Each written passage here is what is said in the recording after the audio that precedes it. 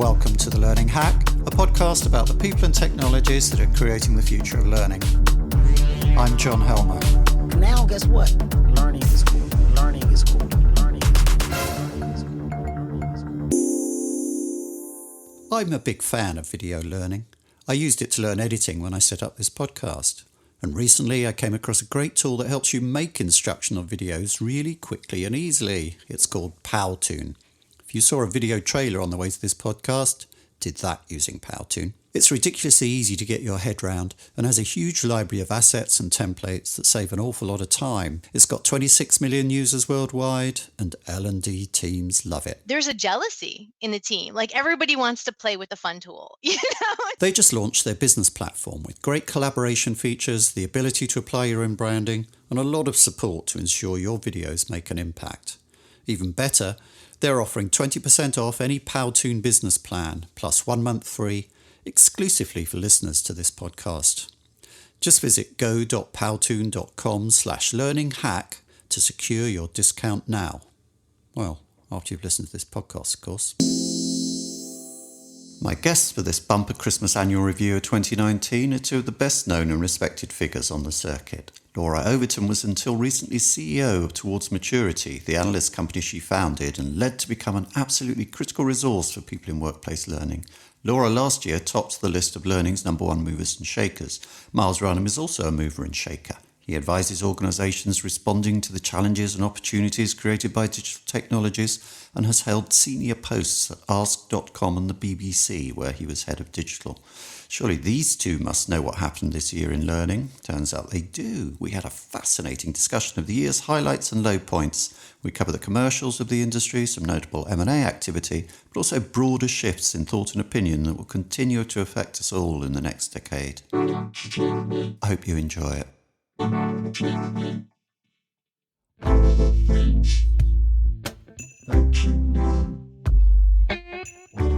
So welcome Laura and Myles to The Learning Hack. I'm here in the Hack Shack with the chestnuts toasting on the open fire and the tinsel and the holly and the Lefroy quarter cask.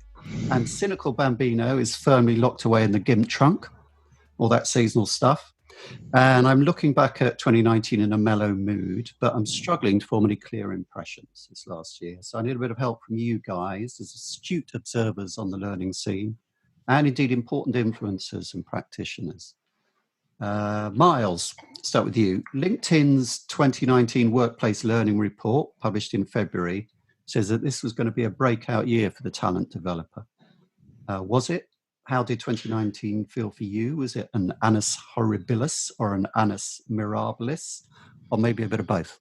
Yeah, I'm going to have to be very English and kick off with a bit of both. I think I suppose let's try and be a bit more personal, perhaps. I had moments of thinking, oh, there's some quite progressive conversations happening here. People are starting to think quite differently, and people are being encouraged by research, by Laura's research, and obviously, and the Towards Maturity work flowing in her wake.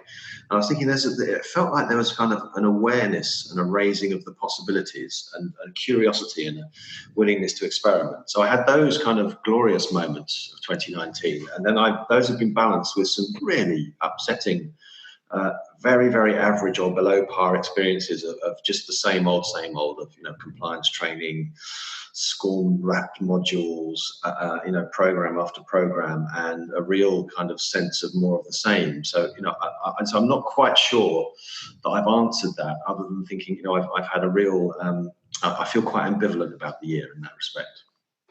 And do you think that's a case of, I often get this thing where, just this afternoon I was looking at a report done by a kind of external American analyst on the e-learning market.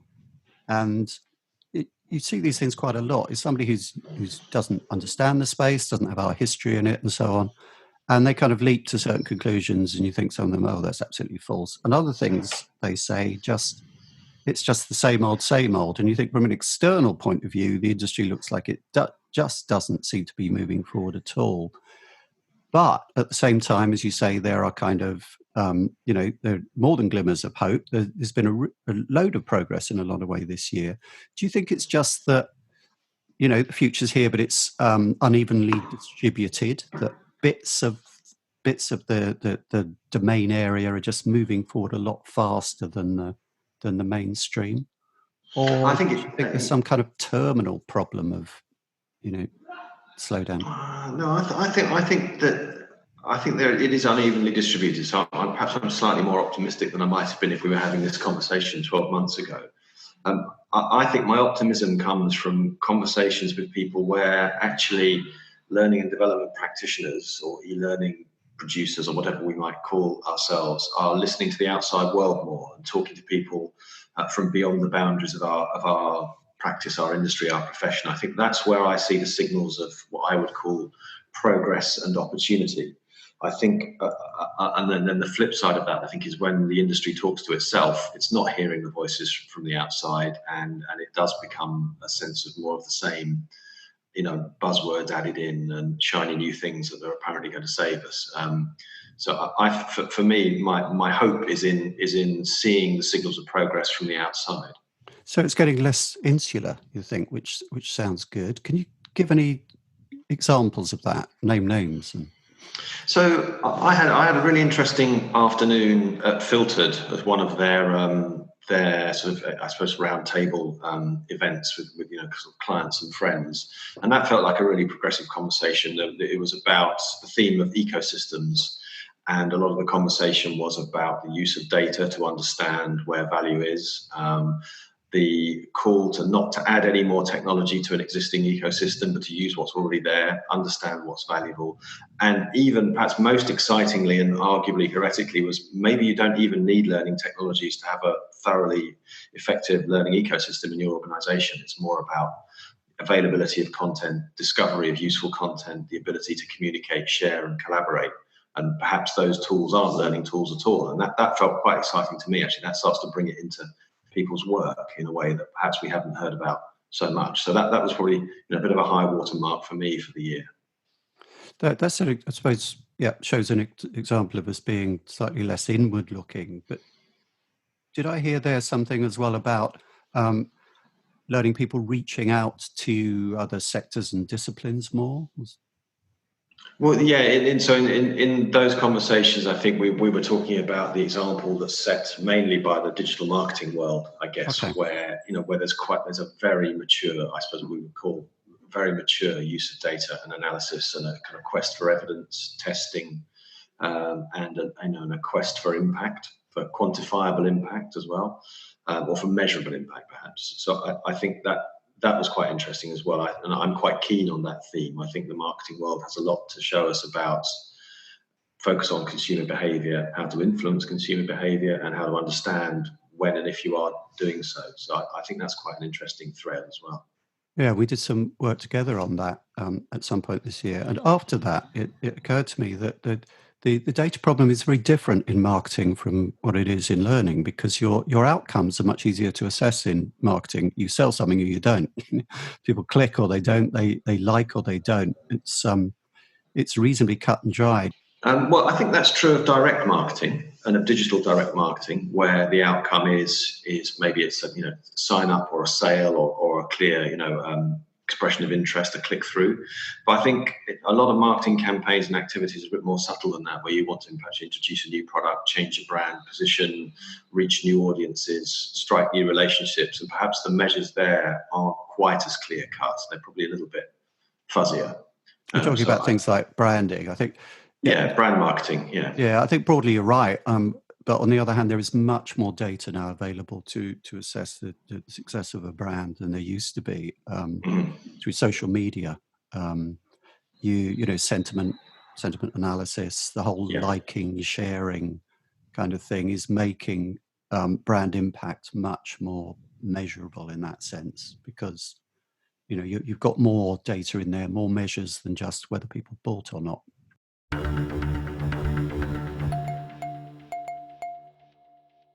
I'd like to bring Laura in now. How about you, Laura? You stepped back from Towards Maturity in February this year, which after 15 years must have been a pretty major thing for you. And stepping back usually gives you a new perspective. So how was 2019 from your new point of view? I think you're absolutely right. Stepping back has been fantastic, although ironic, given the conversation we've just been having, the fact that data seems to be the new black in 2019. It's one of the things that obviously I've been observing this year is that everybody is talking about data. How can we use data for impact? How can we use data for personalization? How can we use data for experience design? All of these things, but everyone's talking about data. So stepping away from perhaps one of the largest pools of data of what's going on in learning and development was an interesting time, but it really did give me a new perspective on the industry, because it made me realize how important it is to bring ourselves to the data arena. One of the things that I've noticed looking at other domains, particularly in data analysts and data scientists work, is that a lot of problems that the business has with data analytics is they don't have enough domain and strategic knowledge about what's going on in an area. And I think that's one of the things that I'm seeing lacking this year. I'm excited about the industry's interest in data, but a real lack of confidence in bringing ourselves and our experience to the table. And I think for me, that's a really important thing. We know about learning, we know about the context of learning in our own individual organizations. We know about what people want, what people don't want, and we understand about principles of learning, but we're not bringing that to the data equation. And I think that's going to be a fantastic opportunity for us next year. And that's just something that I'm very much aware of, because I was thinking, oh, without my data, what can we offer? Then you actually think, 30 years of experience of watching for patterns and understanding what's going on in the industry is actually really powerful. That's just my experience. But I think as learning professionals, I'm noticing that this year, that we're becoming more aware of what we can bring, perhaps, rather than what we can't bring. Yeah, and I was going to say, you're very involved with the L&D skills aspect of that, and you have been in highlighting that. And we know now that L&D feels very insecure about its skills with data. Do you see that continuing to be a problem, or is it just an attitudinal thing? I mean, marketing people don't seem to suffer from that insecurity, but a lot of them, people like me, I can't add up, can use a spreadsheet. Yeah, but the thing is, John, people who can. And that's the important thing. That's the really important thing about this. I was speaking at a conference with the CIPD earlier this year, and I heard a fantastic story with Sebastian from Vitality Insurance, who said he moved his training department to sit next to the data scientist department in the Vitality area. And the cross-fertilization of skills and ideas were really powerful. They learned a lot from being close by to those who are experienced with data, but probably the data people also learned a lot about what they were looking for to build a learning culture in that organization. And I'm seeing that kind of breakthrough more and more this year when I've been getting my head out of the data and into the stories, which I think is really important, because data stories are data. I think that's really important to see how things are starting to come together. And I'm really interested to see the patterns of that. And I think some of the more successful organizations are definitely starting to leverage the experience and skills of the people around them. And I think that's something that really ought to be continued. That's encouraged me. Laura, you sound a lot more optimistic. I mean, over the years, you brought a lot of bad news, really, to L&D. I mean, I don't mean to say that in a negative way, because it was data, and you told us what the data was. Yeah, and holding up a mirror, I think, is really important. Sometimes we do need to be challenged, and I couldn't lie within that. But also, we were always looking, when I was running towards maturity, to find the pathway that's going to give us an opportunity to move forward. And I think that was one of the important things for us to be able to achieve, would say, okay, what are the high performing teams doing? Are they any different from us in a profile, or is it that they're actually just doing certain things in a different way? And I guess I've had my eye open for and also ears open. I've loved podcasts this year. I have to say, John, right now is that it's been fantastic of opening up different perspectives and hearing the individual stories and seeing, okay, where is this stuff working? And it absolutely does work across the different sectors. And I think we should be encouraging. We should start to actually say, where can it work for me moving forward? Yeah, well, from my point of view, it's been terrible that there are so many podcasts. When I first had the idea, there were about 2 or 3. But then by the time I'd actually got around to launching mine, that they were coming out of the woodwork all over the place. And, it's always that thing. You think you have an original idea, but everybody else is having that original idea at exactly the same time in offices all over the place. But I think it's all part of our learning, and it's much more transportable. I tell you, I've been walking a lot more since I've been tuning into so many different podcasts as well. So it kind of feeds my brain, and it also helps me to keep fit as well. Another thing that's kind of really struck me this year, much more this year, is the whole agenda across the workplace on skills and reskilling and upskilling. I know we've been talking a lot about learning in the flow of work and performance. Absolutely right, and we should maintain that. But I'm actually very encouraged to see the businesses focus on skills. PwC saying with their interview with CEOs this year, 79% of them felt that they were lacking in key skills. The World Economic Forum saying 54% of us are going to need to reskill. And actually, building skills actually takes a lot of effort. Which is why so many of us are not data analysts in learning and development. It takes time, it takes practice to build up new skills, but we understand about how to build skill. And I think possibly we've had so much attention on content over the last number of years that this new focus in 2019 on skills, I think has been very good for us to actually go back to the basics of how can we build competency, capability, behavior. Gives us an incredible opportunity, but I think possibly we might have to let go of some of our fixation with content and little bits of things to be just there in time, because actually the skills agenda is going to take effort, and we could be right in the center of it. And yeah, I am genuinely optimistic about that. Putting a learning management system in place is only half the battle. In some ways, it's the easiest part. Getting your people engaged with the LMS, knowing whether it's actually driving results, that's tough. And with providers locked into their roadmaps, who can you get to help you with custom portals, gamification, out-of-the-box reports, and all those changes you need done yesterday to make your LMS truly yours? Earthly Systems provide expert customization services for LMS. They'll make a rapid response that drives maximum value from your investment, with any functionality they add easily configurable by non-technical staff. And exclusively for listeners to this podcast, Earthly are offering a 25% discount on your first project. Go to earthlysystems.com now and quote the words "learning hack" when you enter your details on the contact page. Earthly helps make the learning land. How's that for a cheesy tagline? Myles, just a bit of a handbrake turn in terms of topic at the moment, but I've been looking at M&A activity this year, and I know that you wanted to say something about one of those acquisitions in particular, the Learning Pool HT2 one. Yeah, I just thought it was really interesting. I suppose I was kind of applauding it from the sidelines. It felt like a really interesting marriage of two interesting organisations who, and I'm sure I'm quite confident that it will be a success. But I think it was really interesting to see.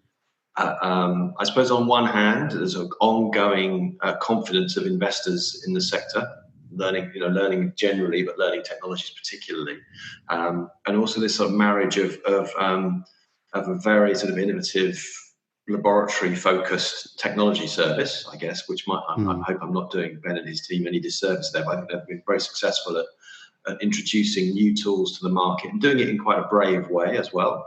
And iterating their products and to improve them from usage and feedback, and matching that approach with a very kind of high touch service that Learning Pool have built. I think it'd be really interesting to see how that runs.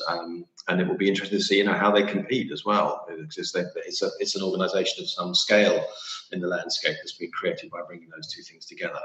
And again, I don't want to sort of keep banging on about data, but I think there's something interesting in the data that they might be able to start to unleash across the different activities that they'll be running with their clients now as well. Yeah, I think it is an interesting one. Also, it gives Learning Pool a bigger footprint in the US. The research report I was looking at from Global Market Insights says that the e-learning industry is $190 billion, set to grow at a CAGR of 7% to $300 billion by 2025. So there are signs there that it's a very healthy industry, and you do see quite a number of UK concerns moving over into the States. Learning Pool, obviously, Kineo have been there for a while. LTG have a footprint there, and I think Sponge have designs on the American market as well, and moved to Ireland this year. So, it financially looks very healthy. There's a lot of product launches this year. A clutch of new LXPs launched, as well as things that aren't called LXPs, that might be LXPs, and other things that go by the name of LXPs, but almost certainly aren't. I'm interested in this because I've been working on a white paper with Ben Betts that was released earlier this year, which is about getting some kind of definition of what an LXP is and what it might not be, and so on. We see a lot of AI assistants come out as well, and TUI won gold with theirs in the LT Awards. There are several others, those coming out. And it's interesting for me this year to see AI in general creeping into learning technologies, which generally has been a bit slow to adopt. And I think there's a lot of fear about it last year. It's like, well, we can't possibly do that. It's too difficult. It's too expensive. It's a black box. We don't know how to run it.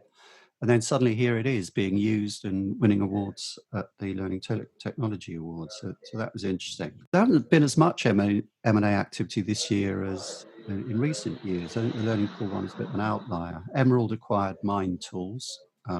Obviously, Laura, you know about Emerald because they're the people who acquired Towards Maturity. Access Group acquired Unicorn, which is someone coming in. I hadn't heard of Access Group before. There's been a picture over the last 5-10 years, more investment income coming into the space, and lack of investment, I think, held it back for a long while, which is why trading has kind of lagged so much and feels like AI, or at least one of the reasons. Learning Technologies Group, Leo, used to be Line and Epic, acquired Breezy HR, which looks like part of their attempt to build a Death Star talent suite to rival Saba and Workstar and so on. People have different opinions about whether that's a good idea or not. Degreed got a new funding round of 75 million. And then, of course, the Learning Pool acquisition in June. Me personally, I launched the Learning Hack at the beginning of September, and it was a real eye-opener to me in a particular kind of point, which is I've been part of this thing, the learning technologies market, for 20 years. Of course, I've been aware that there was also this other thing, learning, which is not a market, but an area of domain knowledge and expertise. And doing the podcast has really brought home to me how different those two things actually are, because a lot of my guests are challenging what the learn tech industry comes up with. And I suddenly found I was kind of into bat for it in an odd way. When Thomas Cook went down in September, I managed to nab Caroline Ford, who'd been head of L&D there, to talk about her brilliance on a budget, because Thomas Cook had been posting really bad results for years and years, and she had almost no budget, but she'd done amazing things without a budget and hadn't bought a load of learning technologies stuff. And she was using Facebook, domestic Facebook, not some big fancy comms platform. So it was a real eye-opener to me that, you don't really need to spend a lot of money if you're smart, or use any of my clients' stuff.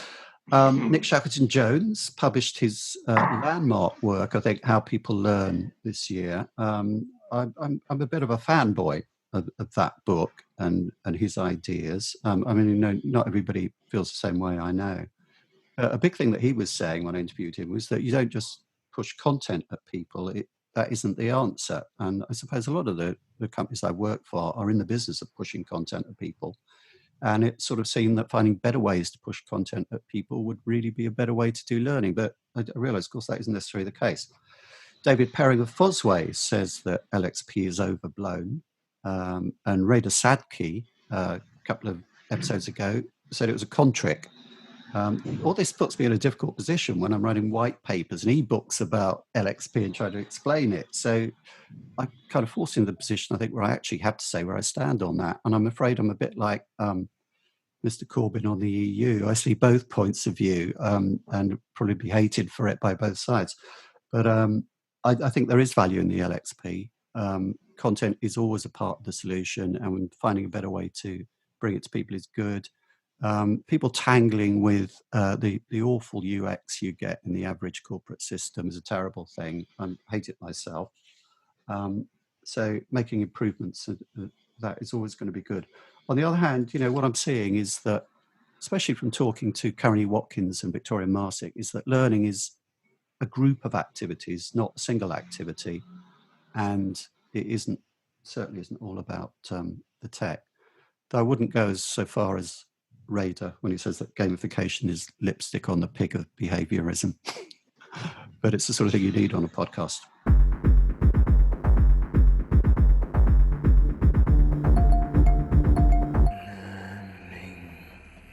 I think there is an interesting theme there, though, that perhaps that the technologies that we might use to help us learn and to help learn with each other, and in organisations we might, organise our technologies around learning initiatives. They don't have to be learning technologies, and I think that's the kind of interesting challenge to the industry from my perspective, is that all of those tools that you might use to communicate, collaborate, find, make, and share content can be readily done, usually, on a smartphone, simplistically. So I think that's the kind of challenge to the learning technologies industry is, do you need learning technologies to learn, if you need technology at all? And I think for me that feels where the industry needs to respond, is not to the kind of internal rivalry, the arms race of LMSs, the LXP substituting. It's actually what's functionally helpful for people who are trying to solve their performance problems. And that might be an email. Yeah. It was about 2004 when I wrote my first report. I was starting to talk about holistic experiences for the individual. I think I actually even used the word experience back then. But I think that is where I am seeing some shift this year. And so I understand where you're coming from, John, with your observations. It's the experience of how do individuals genuinely learn, not the way learning professionals talk about learning and the debate of what it means, but just how normal people learn what they need to do for this job, for the next job, how they get prepared within their career, how they get prepared to survive. And I think we are starting to see a blend of thinking where everything's becoming more sensible. I know that's not sexy for the learning and development industry, particularly the LT industry, but the next new jargon and sexy thing doesn't always work. And the research has shown that actually it's just the smart stuff of pulling together what you need in the right place at the right time to build those skills, to build confidence, to provide practice. It's a combination of all of these different things. And it takes smart learning professionals who are confident in their own right, like the ones you're interviewing, John, Thank you. to be able to say, this is how it's going to be, and this is the credibility we're going to be building for ourselves over the next decade if we start to leverage where we're going from in the last year. And I think what Victoria Marsick said was keeps coming back to me, which is that practice has to lead theory as much as theory leads practice. And when you look at her work with Karen Watkins over the last 20, 30 years, it's very observational. It's all about watching what people do, what organizations do, as much as it is coming up with a big idea and then trying to get everybody to sign up to that. Another thing, to come back to what you said, Myles, there about the learn tech vendors, I think it is a matter of business models as well. And I've experienced this working for a lot of these companies, is that people want to be product companies because you can get IP in the business and you can get an exit for the founders within a reasonable period of time. And because the companies are increasingly being funded by private capital, But the buyers push back on that. And what seems to be more popular with them, but which people are loath to do, is more of an agency consultancy model. This is what I actually see going on within those companies, is that a lot of them are functioning more like advertising agencies than like product companies, in that they're going to their clients and they're identifying needs. They're going back to the factory and building something to meet those needs. Product companies are engineered completely the other way round. I think we've had this conversation before, Laura. And there's a real conflict of those two models, with everyone wanting to be a product company, but the agency model actually working a lot better for most clients. And I think that tension continues to be there in the market. And I think the push to be productized is ever stronger, actually. So I think it's a real difficult one for the vendor market to look at. Anyway, I'd like to move on to the next bit of our discussion now, which is for each of you, fairly briefly, to highlight something that made you want to punch the air with joy this year, and something that made you want to punch yourself in the face. Laura, do you want to do that one first? Yeah, I looked at this from my own personal learning, actually, and my own learning experiences over the year. And one of the ones that wanted me to punch the air with joy was actually attending, and I'm sorry about saying this to some of your listeners, John, a classroom course. Oh my God. That's No, it, but I'm out. I'm sorry, Myles. I'm sorry. But I decided, in terms of learning about other domains, I went on an Advancing Your OD practice course earlier in the year.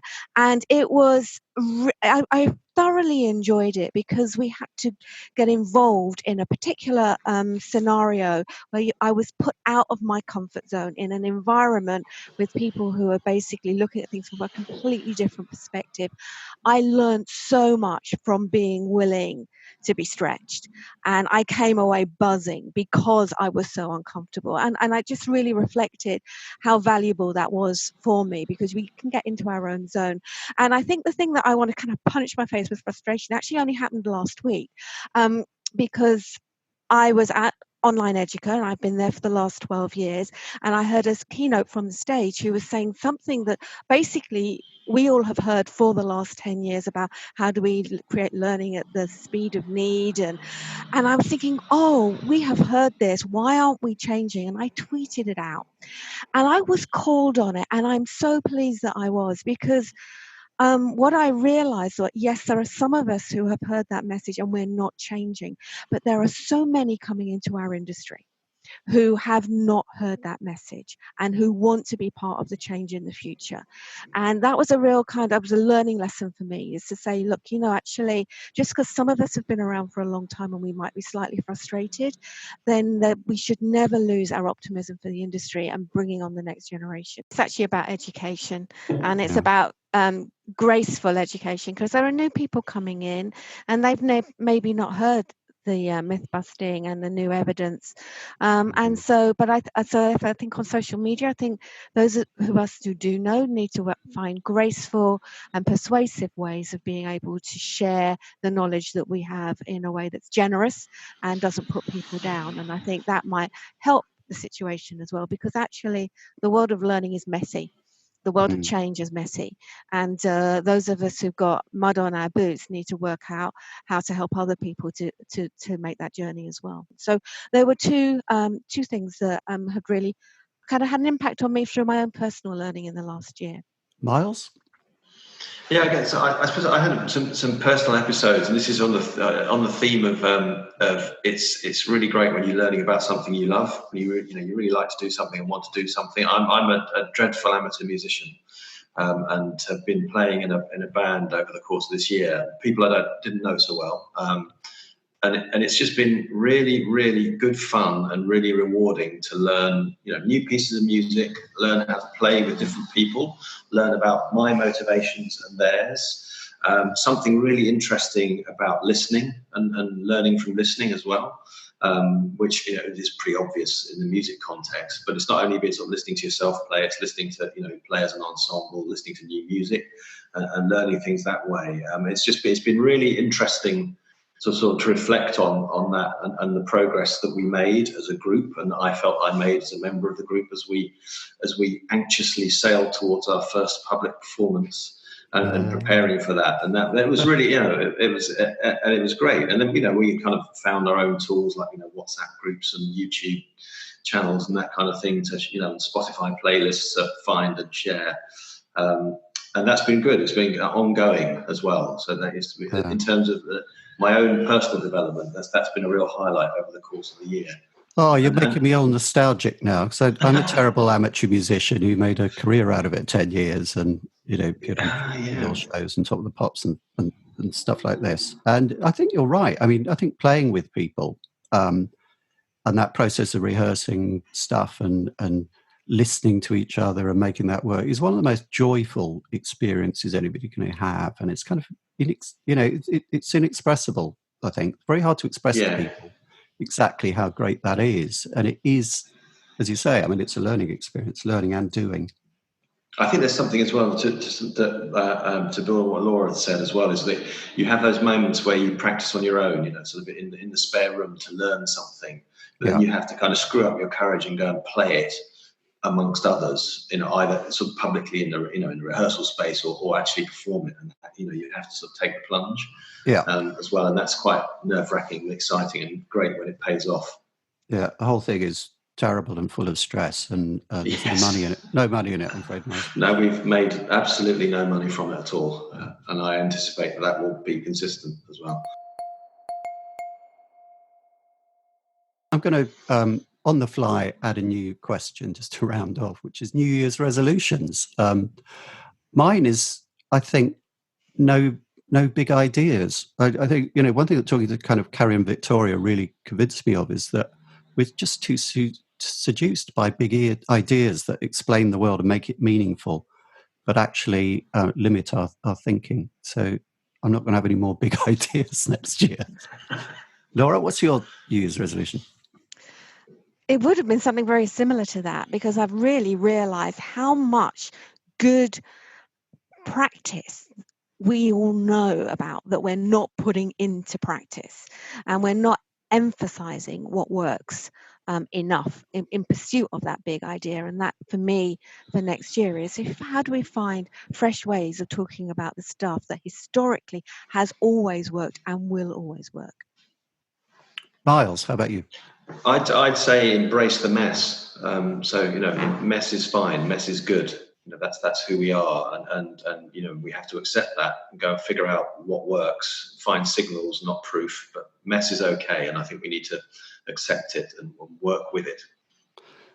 There you are. For 2020, we're going to have messiness, lack of ideas, complete cluelessness, and that's a lot to look forward to.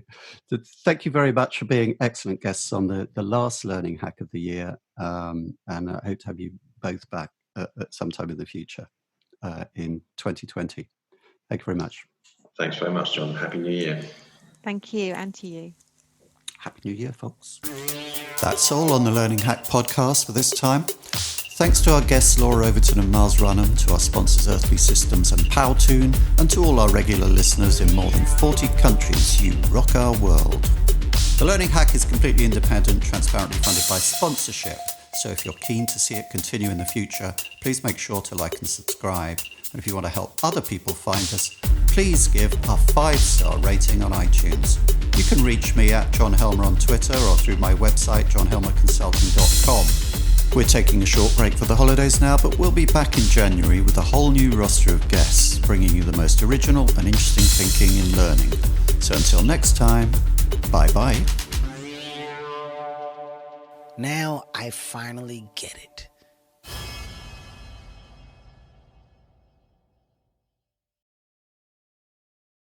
You market your podcast better than anybody else does. Oh, thank you. So, I look forward to the adverts.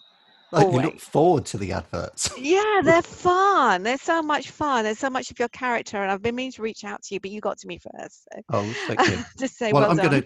I'm gonna clip that bit and send it to the sponsors. And...